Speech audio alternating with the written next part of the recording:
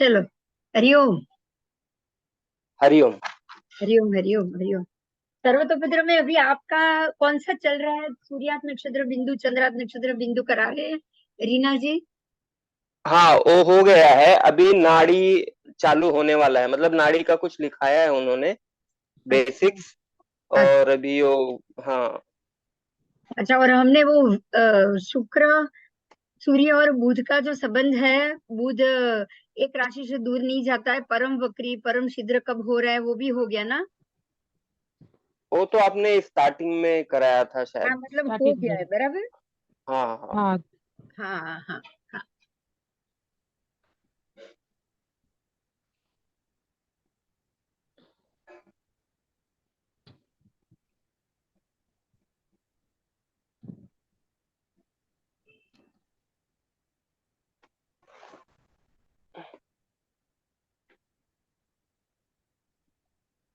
अभी हम फलादेश कुंडली के फलादेश के ऊपर जा रहे हैं हम्म धीरे धीरे। तो हमको क्या क्या चीज इकट्ठी करनी है सर्वतोभद्र हम्म के फलादेश के लिए? हमको क्या क्या चीज इकट्ठी करनी, मतलब सर्वतोभद्र में कितनी चीजें हैं जिसको देखा जाता है अगर आप कोई प्रेडिक्शन करना चाहते हो तो?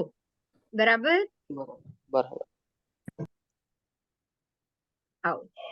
तो अब हम गोचर का, दशा और गोचर, इसमें क्या क्या उपयोग होता है वो हम देखेंगे। आपको पहले है ना एक पूरा लिस्ट बनाना पड़ेगा ताकि एक चीज छूट ना जाए। बराबर। हम्म, तो मैं आपको बराबर। बता रही हूँ, वन बाय वन हम जाएंगे कि क्या क्या इसमें चाहिए।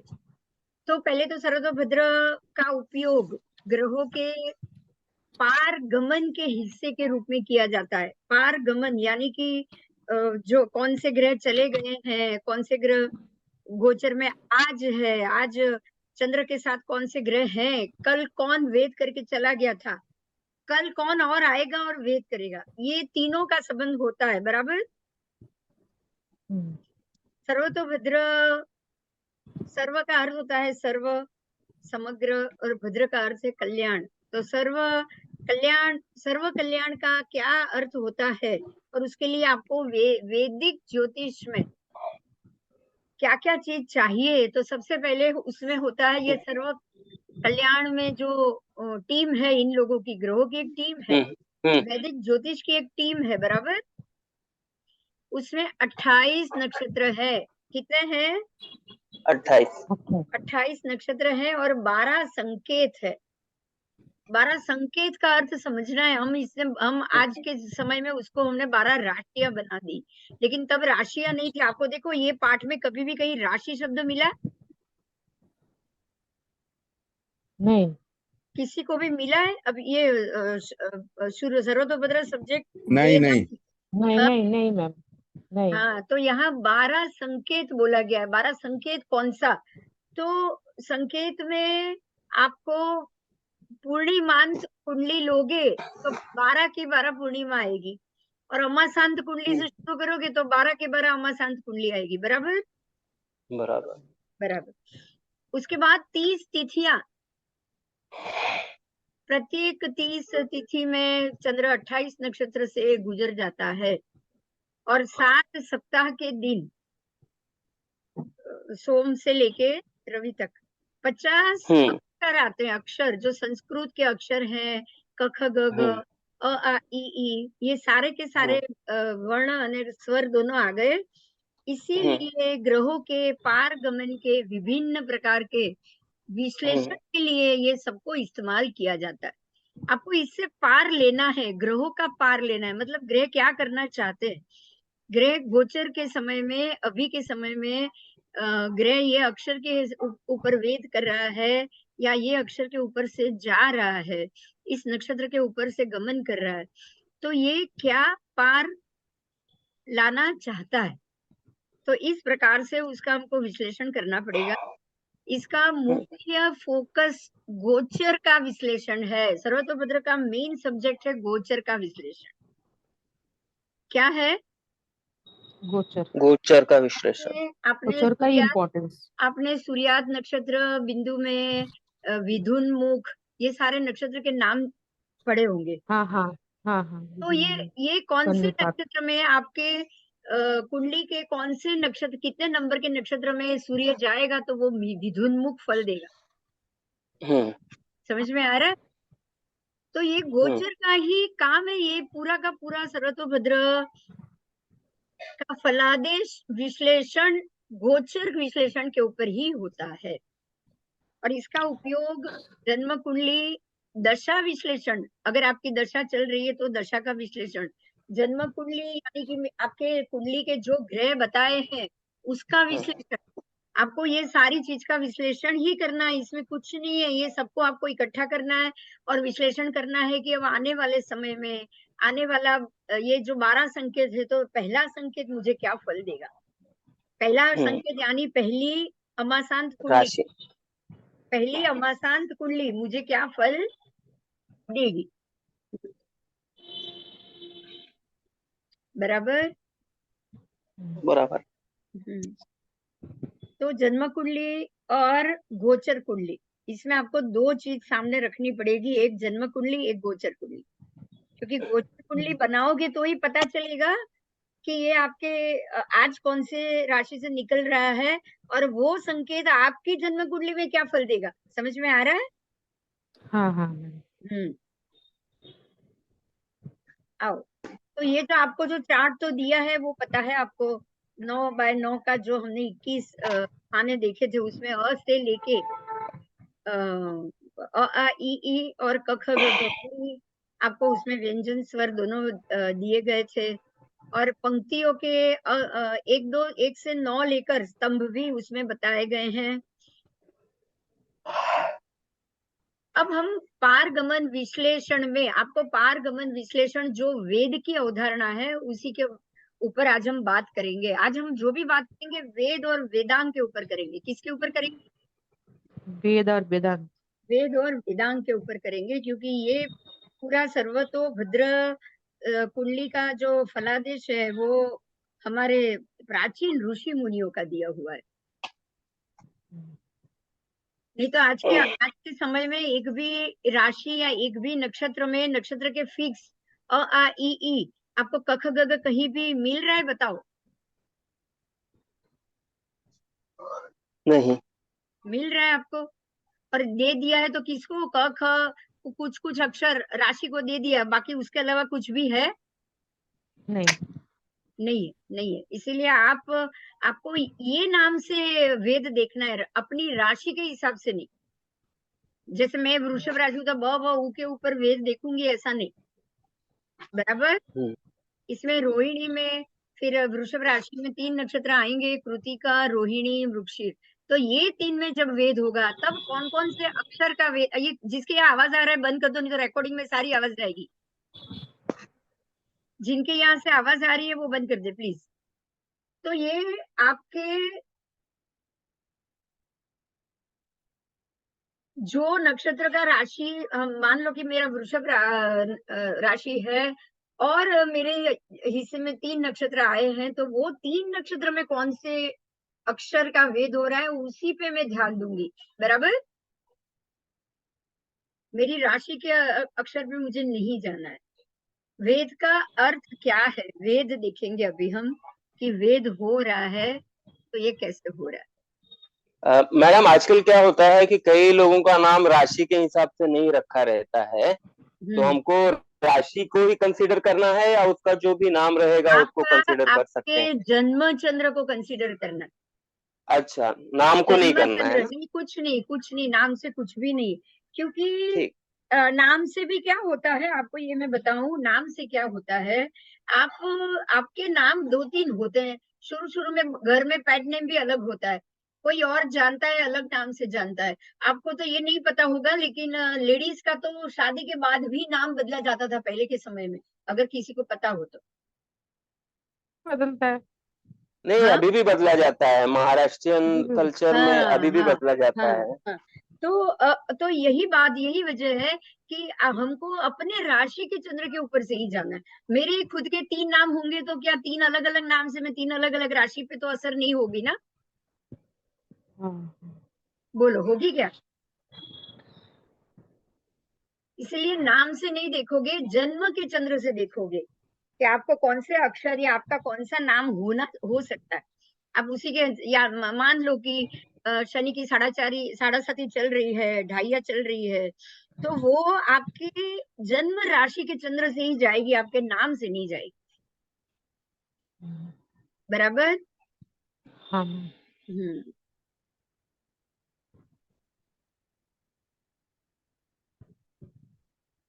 तो अन्य ग्रहों के वेद, अब तो जो ग्रहों के सामान्य गोचर, अन्य ग्रहों के वेद, शुभ हो या अशुभ हो, वो क्या फल दे रहा है उसका अवलोकन हमको कुंडली से करना है। ठीक है। अक्षर आदि पर भी गोचर ग्रहों के प्रभाव को ही सर्वतोमुद्र दर्शाता है। आपको गोचर का ही प्रभाव आएगा सबके ऊपर। ऐसा नहीं समझना या लाइफ टाइम के लिए फिक्स कुछ मत समझ लेना सर्वतोमुद्र कि भी ये अभी अशुभ है तो हमेशा के लिए अशुभ है, ऐसा नहीं। पर जो ग्रह की स्थिति है वो वही रहेगी। आपको यहाँ दो फर्क करना पड़ेगा। मान लो कि आपका गुरु स्थिर है, ना वक्री है, ना मार्गी है, ना जो हम बोलेंगे कि नीच का है, ना उच्च का है, यहाँ कुछ नहीं आएगा। यहाँ मात्र ये आएगा कि वो सूर्य से कितनी डिग्री दूर है, उच्च नीच यहाँ नहीं देखना है। स्वगृही का भी उतना महत्व नहीं आएगा। जब उच्च नीच का नहीं है तो स्वगृही का भी नहीं रहेगा। यहाँ सिर्फ ग्रह आपका वक्री है, मार्गी है या स्थिर। बराबर। आप सिर्फ डिग्री से ये देखोगे।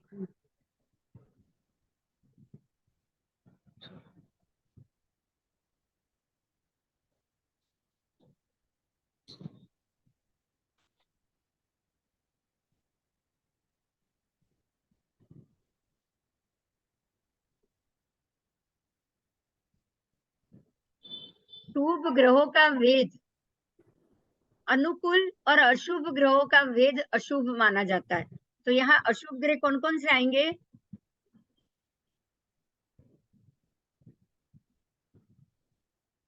हमने आगे किया हुआ है, याद आ रहा है किसी को? हाँ, राहु केतु राहु और केतु, मंगल मंगल शनि शनि ये मंगल, सब इसको पाप ग्रह माना है। क्या माना है उसको?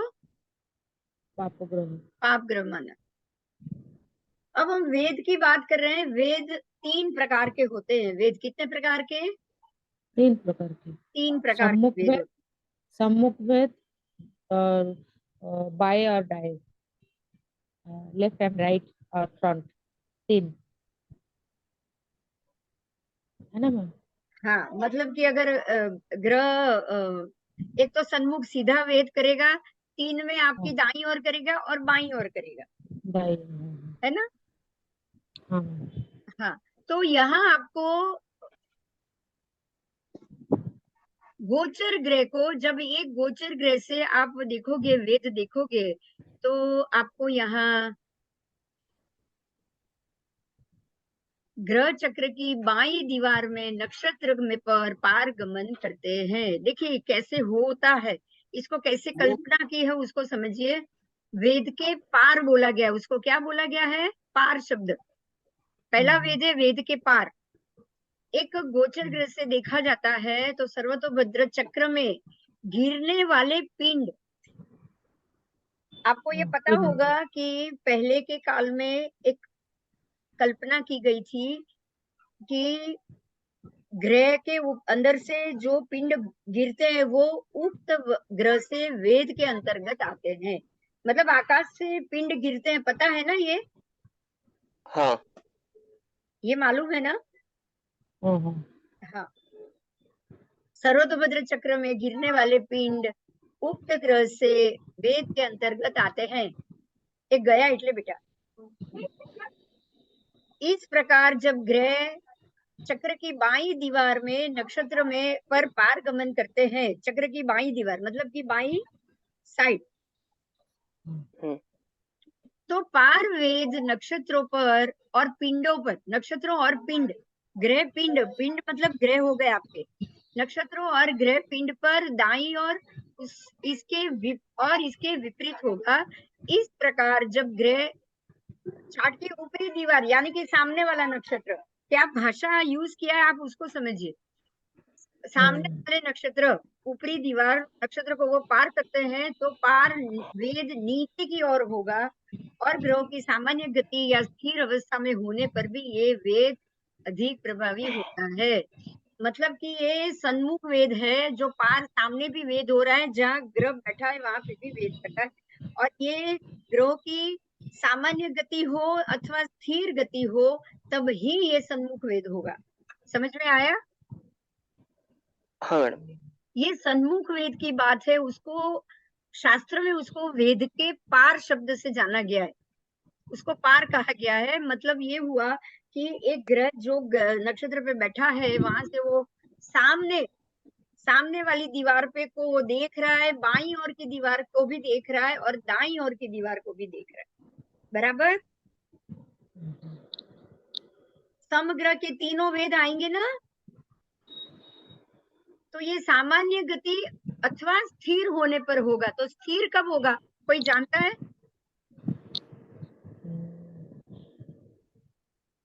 ग्रह स्थिर कब होते हैं? वक्री मार्गी हुआ जब था तब। वो, हाँ, वह मतलब मार्गी से वक्री होने के बीच में जो समय होता है उसमें स्थिर होता है। हाँ, और या जैसे वक्री है और वक्री से मार्गी होने वाला होगा तो बीच में एक समय होता है तब स्थिर होता है। हाँ, और हाँ, अगर लेकिन वो टाइम जन्म का जो ग्रह स्थिर हो वो कैसा होगा?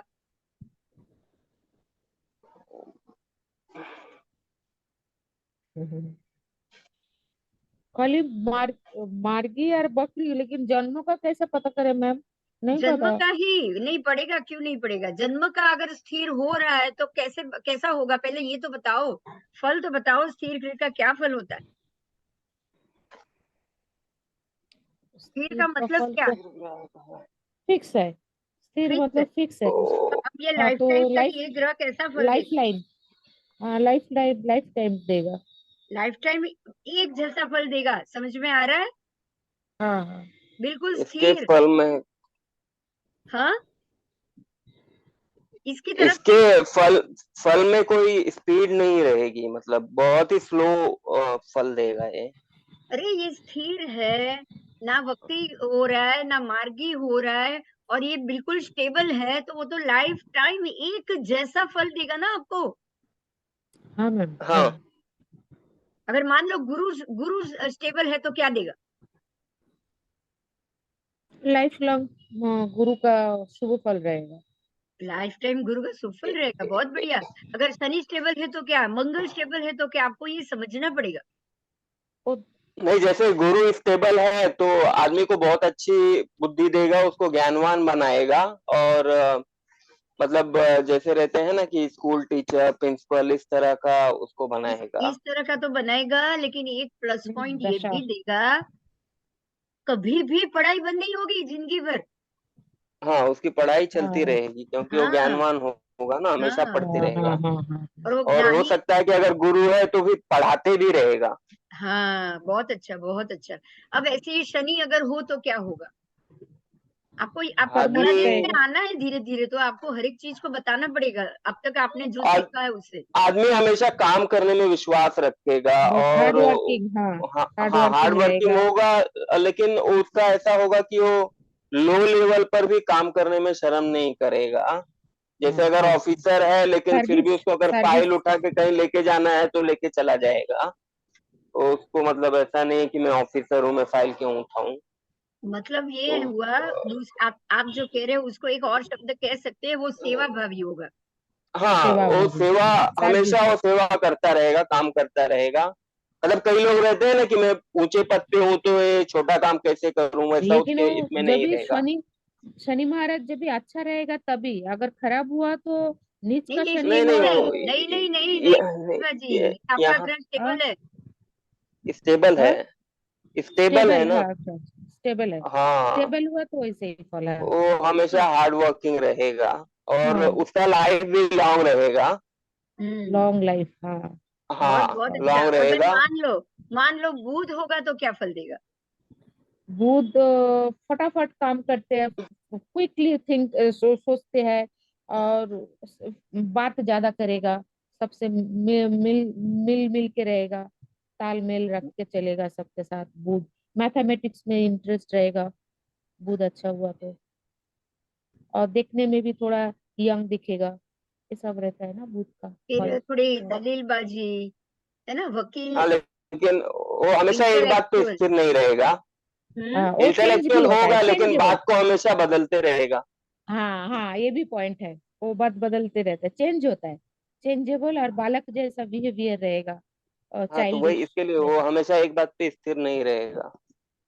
राजपुत्र है तो क्या बोलते हैं राजपुत्र को? चलो, बहुत राजकुमार। बहुत अच्छा। और राजकुमार। अगर शुक्र होगा तो? शुक्र थोड़ा शुक्र होगा तो थोड़ा विलासी होता है, थोड़ा हाई, हर चीज विलासी में होगा, दिखने में सुंदर टेस्टफुल होगा, उसको गीत होगा। संगीत कला में ज्यादा हाँ, इंटरेस्ट हर होगा, चीज में। अपोजिट सेक्स का अट्रैक्शन भी ज्यादा होगा, चाहे उम्र कोई भी हो। हम्म, और खास करके शुक्र का अच्छा क्वालिटी। वैभवशाली होगा, शुक्र होगा तो हाँ, हाँ, प्रॉपर्टी होता है। हाँ, वो उसको गाड़ी, लग्जरियस लाइफ जीने का अच्छा आदी कार, होगा। अच्छा कार रहेगा, कॉस्ट्यूम बहुत अच्छा रहेगा, कॉस्मेटिक्स पसंद करेंगे, कपड़े भी बहुत, खाने में भी बहुत शौकीन गाड़ियां रहेगा, एक से बढ़िया घूमने एक में। लेगा लेगा हाँ, ना। एक एक, हाँ हाँ, गाड़ी का बहुत शौकीन रहता है लोग, शुक्र हाँ अच्छा हाँ। रहता है तो। अब है ना आपको, कपड़े है का ना भी। एक, अब आपको है ना सबसे पहले कुंडली में से कौन सा ग्रह स्टेबल है वो ढूंढने में मजा आ जाएगी, हाँ ये तो है है। ना। हाँ हाँ हाँ है। आपको है ना कैसे ढूंढना है वो मैं बताती हूँ। आपको ये देखना है, पंचांग निकालना पड़ेगा, मतलब आपके जन्म हुआ है उस साल का, हाँ, अपने आप फोन में आ जाएगा आपके, हम्म, बराबर।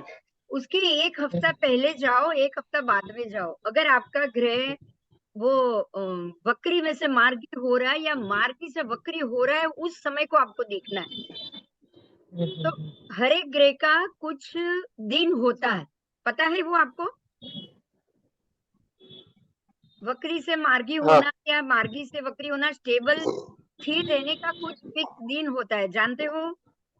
हाँ, एक नहीं दिन अभी। रहता है, कितने दिन? एक कौन दिन। सा हाँ, ग्रह? टाइम तो होगा ही ना, हाँ सबका तो अलग हाँ, अलग लेकिन टाइम होगा। अलग आपको, अलग राशि का अलग अलग टाइम। नहीं नहीं, आपको अलग अलग प्लेनेट का अलग अलग टाइम होगा। आपको पता है, हाँ मैं हाँ, वो राशि, पूछ हाँ, रही हूँ। ग्रह का। नहीं नहीं, पता नहीं है, नहीं, बट मैडम बोल अंदाजा तो रही नहीं हूँ। मैडम, मालूम नहीं है, हाँ तो नॉलेज दीजिए। वो टॉपिक लइए हम्म, ना। नहीं अभी वो टॉपिक कराया नहीं है। हाँ तो अभी लूँ, मैं वही पूछ रही हाँ हूँ। हाँ हाँ हाँ। हाँ, ले वही लीजिए आप मैम। आप वही प्लेनेट पॉइंट, वाइज पहले दिन लिखा दीजिए और फिर एक्सप्लेन कीजिए। हाँ वही पॉइंट चल रहा है ना आपका। हाँ हाँ, चलेगा चलेगा मैडम। हाँ वही पॉइंट चल रहा है। तो हम लोग हम्म, वही देखेंगे कि जो जो ग्रह की जैसी गति है ना, उस हिसाब हम्म, से वो स्टेबल रहेगा, बराबर। बराबर। जैसे कि हाँ मंगल, मंगल 1.5 दिन में, 1.5 महीने में राशि बदल रहा है, बराबर। हाँ हाँ, हाँ। मंगल अपनी 45 days राशि का। 1.5 महीने में बदलता है, तो वो उसको 2 से 3 दिन लगेगा। कितना? दो से दो से तीन दिन तीन दिन हाँ, 2 से 3। मानो कि अब ये वक्री वक्री वक्री वक्री खत्म हुआ है, उसके बाद आप पंचांग में देखोगे कि सेम सेम जो कला है ना उसके स्टेबल जाएगा कुछ दिन तक। मतलब 2 से 3 दिन स्टेबल रहेगा। हाँ, 2 से 3 दिन सेम डिग्री पे स्टेबल रहेगा। क्यों क्यों क्यों पता हाँ, है? स्थिर हम रहेगा। लोग हम लोग एक बार चलते हैं ना, जब हम चलते हैं ना तो अगर हमको मुड़ना हो तो हम 1 मिनट रुकेंगे, फिर हाँ, अपनी पाउज जगह लेते पे हैं। घूमेंगे, अपनी जगह पे घूमेंगे और फिर रिटर्न आना शुरू करेंगे, राइट। हम्म बराबर। तो इसी तरह ग्रह में भी ये स्थिति होती है। उनको चलते वक्री होते होते उल्टे चल रहे हैं तो रुकना पड़ता है, फिर वो अपनी जगह पे उल्टे होंगे, उल्टे होने के बाद वो मार्गी होना शुरू करेंगे। ऐसे ही अगर वो मार्गी है तो मार्गी मार्गी आगे आगे चल रहे हैं, एक कुछ दिन के लिए, एक या 2 दिन के लिए वो उनको रुकना, टर्न करना और फिर से वक्री होना, समझ आएगा कि नहीं? हाँ। हम्म जाएगा। तो हर एक ग्रह की अपनी अपनी स्पीड के हिसाब से दिन आएंगे। अगर मंगल को वक्री मार्गी से स्टेबल होना है तो आप देख लो कि आपके जन्म के वक्त कौन सा ग्रह वक्री जा रहा था, कौन सा ग्रह मार्गी हो रहा था, बराबर।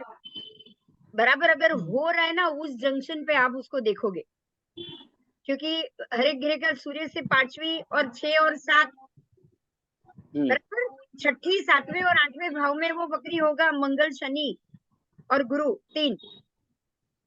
मंगल, गुरु और शनि बराबर छठे भाव में जाएगा तब, सूर्य से पांचवें में जाएगा तब, और अरे छठे, सातवें और आठवें में। मान लो कि सूर्य कन्या का है, तो कौन सी राशि में मंगल वक्री होगा? 6, 7, 8 में ना, हाँ 5, 6, 7, 8 में, तो वो एक्वेरियस, यस पाइसेस और एरीज में। Yes yes yes. तो अब अगर आप ये सोच लो कि आपका ये यहाँ पे है और आपका एक्वेरियस मतलब 11, 12 और 1, हाँ, इसमें एक। अगर मंगल है, उसमें भी खास करके कुंभ में और मेष में, क्योंकि वही भी वो उनका जंक्शन आएगा। परम वक्री में तो कोई चेंज बराबर, नहीं है, बराबर। बराबर। तो वो डिग्री पे आपको देखना है और पंचांग में जाके देखना पड़ेगा कि आपके जो बर्थ है उसी के वही 2-3 दिन क्या वो स्टेबिलिटी का आया, आपको मालूम पड़ जाएगा तुरंत। बहुत इजी है जानना, है ना? बराबर। हाँ, तब आपको देखना पड़ेगा कि क्या मेरा ग्रह स्टेबल है। एक बात समझ लीजिएगा, स्टेबल ग्रह जबरदस्त पावरफुल होता है, इतना समझ लेना। कभी भी आपको अशुभ फल देगा नहीं, उसको जो देना है वो फुल फ्लेज, उसको भी देने में मजा आती है। आप तो एंजॉय करोगे करोगे, उसको भी देने में मजा आएगी। क्यों? क्योंकि उसकी एक ही अवस्था है, स्टेबिलिटी, बस स्थिरता, और कुछ नहीं। खाली स्थिर अवस्था और सामान्य गति, ये सबसे महत्वपूर्ण बात है। देखिए आपने इसमें भी सीखा कि अगर सामान्य गति है अथवा स्थिर अवस्था है, देखिए यहाँ शब्द आया है, दिख रहा है आपको यहाँ लिखा हुआ पहले वेद के पार में, ग्रहों की सामान्य गति या स्थिर अवस्था में होने पर ये वेद अधिक प्रभावी बन जाता। भावी होता है। समझ में आया? हाँ मैडम। इसीलिए राहु, केतु, सूर्य, चंद्र, लग्न, पांचों के पांचों पावरफुल है कुंडली में। हाँ, जब भी राहु केतु किसी भी ग्रह के साथ जाते हैं आते हैं तो उसको ग्रहण योग बना देते हैं कि नहीं? बराबर। पांचवें भाव में, पहले भाव में, सातवें भाव में, ये सब भाव में राहु आपको क्या देगा? वो बोल देते हैं ना इसको कि कौन सा योग बोल देते हैं, नहीं याद आ रहे, लेकिन लोग पूजा वूजा कराते उसकी पता है? अच्छा। हाँ, उसका तो ग्रहण दोष बोल देते हैं ना उसको। पीढ़ी की पीढ़ी दर पीढ़ी का दोष चल रहा है, ऐसा पितृदोष, पितृदोष। अच्छा, पितृदोष। हाँ, लग्न में राहु पितृदोष, सातवें में राहु पितृदोष, पांचवें में राहु पितृदोष, 11वें में राहु पितृदोष, क्योंकि ये सारे बलवान भाव है। समझ में आया? केंद्र में राहु, चौथे 10वें में भी पितृदोष। आपसे पूजा करा लेंगे कि आपके पिछली पीढ़ियों ने बहुत बड़े गुनाह या पाप किए, आपने भी किए, इसीलिए आपको राहु मिला। क्यों? क्यों? क्योंकि सामान्य गति का है। कैसा है वो? सामान्य गति का। सामान्य गति, उसकी गति नॉर्मल है, फिक्स गति है, सिमिलर स्टेप से वो आगे बढ़ रहा है, कोई चेंज नहीं उसमें। अच्छा, ये तो ग्रह जो आपका स्टेबल है ना, स्थिर है ना, वो तो गति में भी होगा, गोचर में भी वक्री होगा, गोचर में भी मार्गी होगा। राहु केतु तो वो भी नहीं होने वाले, बोलो। राहु केतु सूर्य चंद्र होने वाले क्या? नहीं। नहीं, लग्न कुछ नहीं होने वाला। इसलिए ये पांचों को सबसे ज्यादा बलवान कहा गया है, क्योंकि ये सामान्य गति के हैं और जब भी करेंगे तीनों दिशा में वेद करेंगे, इसीलिए ये पावरफुल। तो अब स्थिर ग्रह करेगा कि नहीं तीनों दिशा में वेद? हाँ। बोलो। करेगा ही करेगा। स्थिर जो स्थिर है वो, उसको पता ही है वो तीनों वेद उसका होने वाला है, तीनों गति में होने वाला है। और चाहे कितनी भी गति बदले, उसका तो वेद तीनों दिशा में, क्योंकि कायम ही स्थिर है, ये याद रखना, बराबर। ऐसे ही आप सूर्य और शुक्र को भी देख सकते हो, सूर्य और बुध को भी देख सकते हो। बुध और सूर्य भी आपकी कुंडली में आपको 4-5 दिन पहले से उसको चेक करना है। और आपका अगर वक्री है तो और 2 दिन भी वक्री रहने रहेगा या मार्गी होगा, क्योंकि कुंडली में आपके जो सॉफ्टवेयर होते हैं उसमें स्थिर है ऐसा लिखा हुआ नहीं होता है, बराबर। नहीं होता, खाली रेट्रोगेट लिखा रहता है और कुछ नहीं लिखता है। बस बस, तो आपको ये तो देख सकते हो ना कब वक्री से मार्गी हो रहा है। हाँ, वो देख सकते हैं। अगर मार्गी है तो कब वक्री हो रहा है, ये 2 चीज तो आप देख ही पाओगे।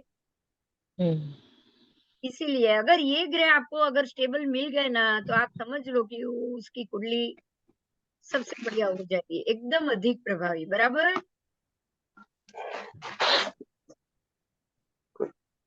आओ, समझ में आ गया ना?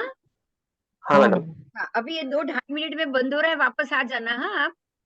हाँ मैडम। उसके बाद है अग्रवेद। अब गोचर ग्रह दिखने पर दक्षिणावर्त दिशा में, देखो दक्षिणावर्त दिशा, दिशा, अब है ना आपको मैं आज जब ये अपना जो दूसरा शुरू हो ना, तब मैं आपको वेद वेदांग, देखिए आप सर्वतोभद्र पढ़ते हो, तो सर्वतोभद्र से वेद वेदांग में किस प्रकार से ग्रह घूमते थे, वो मत्स्य पुराण में बहुत अच्छे से लिखा हुआ है। क्या उसको आप जानना चाहोगे? हाँ हाँ मैम। मैडम।